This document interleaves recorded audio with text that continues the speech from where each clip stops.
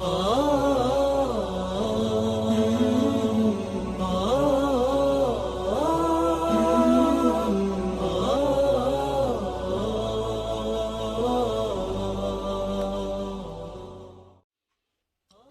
ونصلي ونسلم على رسوله الكريم اما بعد فاعوذ بالله من الشيطان الرجيم بسم الله الرحمن الرحيم سبحان الذي اسرى بعبده ليلا من المسجد الحرام الى المسجد الاقصى الذي باركنا حوله لنريه من آياتنا انه هو السميع البصير صدق الله مولانا العظيم ان الله وملائكته يصلون على النبي يا ايها الذين آمنوا صلوا عليه وسلموا تسليما اللهم صل على سيدنا ونبينا مولانا محمد وعلى آل سيدنا ونبينا مولانا محمد وبارك وسلم صلاة وسلام عليك يا رسول الله صلی اللہ علیہ وسلم۔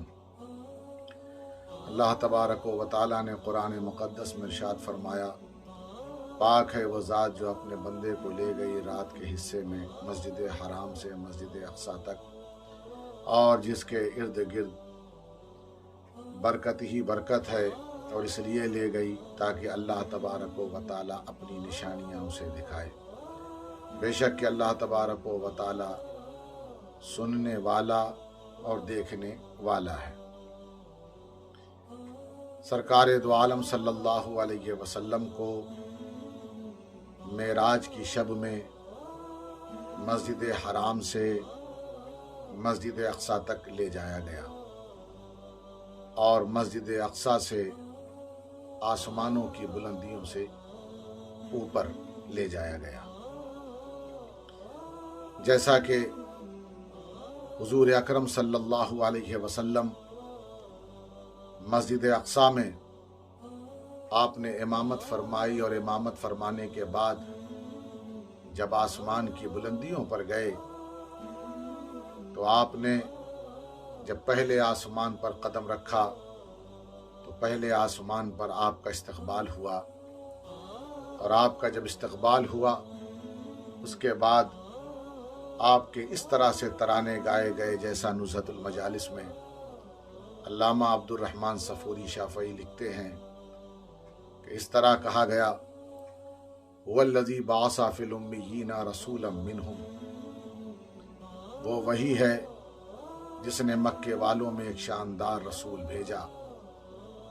اور حضور اکرم صلی اللہ علیہ وسلم جب دوسرے آسمان پر پہنچے تو آپ کی شان میں اس طرح قرآنی آیت پڑھی گئی، وما ارسلناک الا رحمت للعالمین، اے محبوب ہم نے آپ کو سارے عالم کے لیے رحمت بنا کر کے بھیجا ہے۔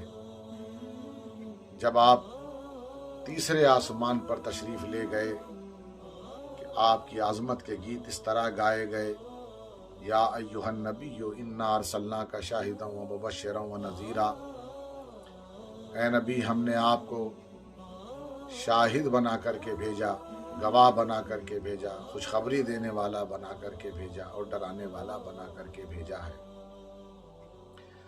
جب آپ چوتھے آسمان پر گئے تو اس طرح آپ کی تعریف کی گئی، الحمدللہ الذی انزل علی عبدہ الکتاب، تمام تعریف اس اللہ کے لیے جس نے اپنے بندے پر کتاب نازل کی، یہ شان والا رسول جس پر کتاب نازل ہوئی۔ جب آپ پانچویں آسمان پر پہنچے تو یوں صدا لگائی گئی کہ اس کی شان وہ ہے کہ ان اللہ و ملائکتہ یصلون علی النبی، بے شک کہ اللہ تبارک و تعالیٰ اور اس کے فرشتے درود بھیجتے ہیں، درود بھیجتے رہیں گے نبی پر۔ یا ایھا الذین آمنوا صلوا علیہ، اے ایمان والو تم بھی درود بھیجو، وسلموا تسلیما، اور سلام جیسا سلام بھیجنا چاہیے۔ جب آپ چھٹے آسمان پر گئے تو اس طرح آپ کے تعریف کی گئی، لقد جاءکم رسول من انفسکم، آ گیا تم میں وہ رسول جو تمہیں میں سے ہے۔ لقد جاءکم رسول من انفسکم عزیز علیہ ما عنتم، تمہاری تکلیف اس پر بوجھ بن جاتی ہے۔ جب آپ چھٹے آسمان پر سے ہو کر کے ساتویں آسمان پر پہنچے تو وہاں اس طرح آپ کی عظمت کے گیت گائے گئے کہ سبحان الذی اسرا بعبدہ لیلا من المسجد الحرام الی المسجد الاقصی، پاک ہے وہ ذات جو اپنے بندے کو لے گئی رات کے حصے میں مسجد حرام سے مسجد اقصی تک، جس کے ارد گرد برکت ہی برکت ہے، تاکہ وہ دکھائے اپنی نشانیوں کو، اور اس طرح ہر آسمان پر حضور اکرم صلی اللہ علیہ وسلم کو نشانیاں دکھائی جا رہی تھیں، جیسا کہ سورہ بنی اسرائیل میں مسجد حرام سے مسجد اقصی تک کا سفر اس کا تذکرہ ہے، اور والنجم میں سورہ والنجم میں آسمانی سفر کا تذکرہ کیا گیا ہے۔ یاد رکھیے گا، کوئی بھی سیر جو سیر ہوتی ہے تو حضور اکرم صلی اللہ علیہ وسلم نے سیر کی۔ سبحان الذی اسرا، پاک ہے وہ ذات جس نے اپنے بندے کو سیر کرائی۔ تو جب سیر آپ کرتے ہیں، ٹریول کرتے ہیں، تو اس میں دو چیزوں کی ضرورت ہے، ایک کا نام ہے ارادہ، انٹینشن، اور دوسری چیز کا نام ہے حرکت، موومنٹ۔ اس کے بغیر آپ کی ٹریولنگ نہیں ہو سکتی۔ یہاں پر سیر کرائی یعنی کہ محرک، یعنی جو حرکت دینے والا وہ اللہ ہے، اور جس نے ارادہ کیا وہ بھی اللہ ہے۔ اللہ تبارک و تعالی ارادہ کر رہا ہے، انما امرہ اذا اراد شیئا ان یقول لہ کن فیکون۔ اللہ کا ارادہ ایسا ہے کہ وہ کہتا ہے ہو جا تو وہ ہو جاتا ہے۔ تو جب اللہ ہی سفر کرا رہا ہے اور وہ رات میں وہ سفر پورا ہو جائے، تو اس میں حیرت میں جانے کی ضرورت نہیں ہے۔ موومنٹ دینے والا یعنی یہ سفر کرانے والا اللہ تبارک و تعالی ہے، اور جو متحرک ہے، جو سفر کرنے والا ہے، جو ٹریول کرنے والا ہے، وہ حضور اکرم صلی اللہ علیہ وسلم بعبدہ، اللہ کا بندہ۔ مدت حرکت جو موومنٹ ہے کہ کتنی دیر میں حضور گئے اور آئے، اس کو آیت نے بتایا لیلن، رات کے حصے میں۔ اور اس ٹریولنگ کی سٹارٹنگ جو بگننگ ہے وہ کہاں سے ہے؟ مبدأ حرکت جس کو کہتے ہیں وہ مسجد حرام ہے، اور زمین کی جو اس ٹریولنگ کی اینڈنگ جو زمین پر کمپلیٹ ہوتی ہے وہ مسجد اقصی ہے۔ اور یہ جو ٹریولنگ کمپلیٹ ہوتی ہے وہ ٹاپ آف دا ہورائزن یعنی سدرۃ المنتہا سے بھی آگے، فکانا قاب قوسین، دو کمانوں کا فاصلہ رہ جاتا ہے، او ادنا، بلکہ اس سے زیادہ حضور اکرم صلی اللہ علیہ وسلم اللہ تبارک و تعالیٰ کے قریب ہوتے ہیں۔ آدم علیہ السلام کو اللہ تبارک و تعالیٰ نے بنایا، جنت میں ڈالا، جنت میں رہے حضرت آدم علیہ السلام۔ اس کے بعد عزت کے ساتھ آپ جنت میں گئے، زمین پر بھیجے گئے، تاج خلافت کے ساتھ بھیجے گئے، عزت کے ساتھ آپ بھیجے گئے۔ اوپر سے آئے، تاج خلافت کے ساتھ آئے، حضرت آدم علیہ السلام بلندیوں سے آئے۔ حضرت آدم علیہ السلام ابو البشر ہیں، سارے انسانوں کے باپ ہیں، لیکن حضور کی شان دیکھیے، وہ اتنی بلندیوں سے اوپر چلے گئے، اس شان سے گئے، جو اوپر سے نیچے آ رہا ہے وہ ابو البشر ہے، جو نیچے سے اوپر جا رہا ہے وہ سید البشر ہے، وہ خیر البشر ہے۔ حضور صلی اللہ علیہ وسلم اس رات میں چلے، تو یہ وہ رات ہے جس رات میں سید الملائکہ حضرت جبرائیل امی ساتھ، جو امام الملائکہ ہے، فرشتوں کے امام ہیں، اور ایک اور رات ہے جس کو شب ہجرت کہتے ہیں، اس میں بھی حضور کے ساتھ کوئی تھا۔ شب ہجرت جو ہجرت کی رات تھی، اس وقت ان کے ساتھ، حضور کے ساتھ حضرت صدیق اکبر تھے، وہ امام الصحابہ، کہ یعنی حضور اکرم صلی اللہ علیہ وسلم کے ساتھ جو چلنے والے ہیں وہ اتنے باکمال ہیں لیکن کوئی کتنا کمال کو پہنچ جائے اس کے باوجود بھی وہ حضور اکرم صلی اللہ علیہ وسلم کے خدمت گاروں میں ہوتا ہے۔ تو ذرا غور کیجئے کہ جب خدمت گار ایسے ہیں تو اس سلطان کا عالم کیا ہوگا، حضور اکرم صلی اللہ علیہ وسلم کی شان کیا ہوگی۔ معراج میں حضور اکرم صلی اللہ علیہ وسلم کو نماز تحفے کی شکل میں دی گئی، اس لیے کہ حضور اکیلے گئے، اللہ کے قریب ہوئے، ایسا تحفہ لے کر آئے، ایسا نسخہ لے کر آئے جس سے حضور کے امتی بھی اللہ کے قریب ہو سکیں۔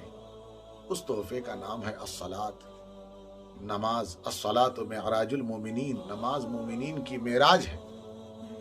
تو یہ معراج کا تحفہ ہے نماز، یہ اللہ سے ملاتی ہے۔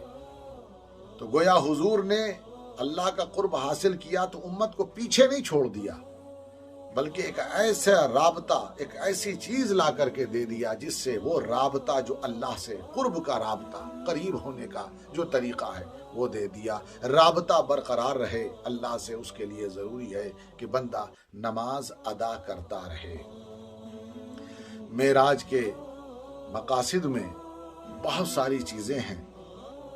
معراج یاد رکھیے گا کہ حضور اکرم صلی اللہ علیہ وسلم نے اس سفر میں آپ نے سارے انسانوں کے حال و احوال دیکھا، جنتیوں کا بھی اور جہنمیوں کا بھی، لیکن کسی کے لیے بھی آپ نے بد دعا نہیں کی، بلکہ آپ ایک ہی نعرہ لگاتے رہے، ایک ہی آواز بلند کرتے رہے، میرے رب میری امت کو بخش دے، میرے رب میری امت کو بخش دے۔ یاد رکھیے گا یہ وہ رات ہے کہ جس رات میں، جس کو شب معراج کہا گیا، جو گزر گئی۔ شب معراج کی فضیلت یاد رکھیے گا، اس کے اندر سے ہم کو بہت سارے فائدے ملتے ہیں۔ اس سے معلوم ہوتا ہے کہ بے شک کہ اللہ تبارک و تعالی ہر شے پر قادر ہے۔ اس سے عقیدہ ملتا ہے ملائکہ کی حقیقت ہے۔ اس سے معلوم ہوتا ہے وحی الہی ہے۔ اس سے معلوم ہوتا ہے نبوت و رسالت کیا چیز ہے۔ اس رات سے معلوم ہوتا ہے کہ انبیاء کرام کا آسمانی رابطہ کتنا زیادہ ہے۔ اس رات کے تذکرے سے معلوم ہوتا ہے کہ حضور کو جو معراج ہوئی وہ جسمانی معراج ہوئی، اور جسم جو ہے عبد جب کہا جائے گا، اس میں عبد کا معنی ہی ہے روح و جسد کے ساتھ کسی چیز کو جاننا، اسے عبد کہتے ہیں۔ جہاں جسم بھی ہو اور اس کے اندر روح ہو تب وہ عبد ہے۔ تو اللہ نے عبد کہہ کر بتایا کہ یہ معراج جسمانی معراج ہے۔ تو حضور اکرم صلی اللہ علیہ وسلم اس رات میں آپ نماز لے آئے تو نماز کی اہمیت کا پتہ چلتا ہے۔ اس رات میں حضور اکرم صلی اللہ علیہ وسلم امت کی بخشش کا وعدہ لے آئے، شفاعت مصطفیٰ کا پتہ چلتا ہے۔ تو ذرا غور کیجئے، تو یہ وہ رات ہے، انتہائی عظمتوں والی رات جو گزر گئی، جو 27 یعنی یوں سمجھ لیجئے 26 رجب کا جو دن ہوتا ہے اس کو گزارنے کے بعد جو رات آتی ہے 27 رجب کی، یہ وہ رات ہے۔ اور شب معراج جو عروج والی رات ہے، اس رات کے ذریعے اللہ تبارک و تعالی نے مصطفیٰ کے وسیلے سے اس امت پر خاص نظر فرمائی، خاص توجہ فرمائی۔ یہ اس امت کی معراج ہو گئی۔ تو دوستان محترم، اس رات کے ذریعے اللہ تبارک و تعالی کے پاس سے حضور جو نوری تحفہ لے آئے، جو ہمارے باطن کو منور کرتی ہے، اس کا نام نماز ہے۔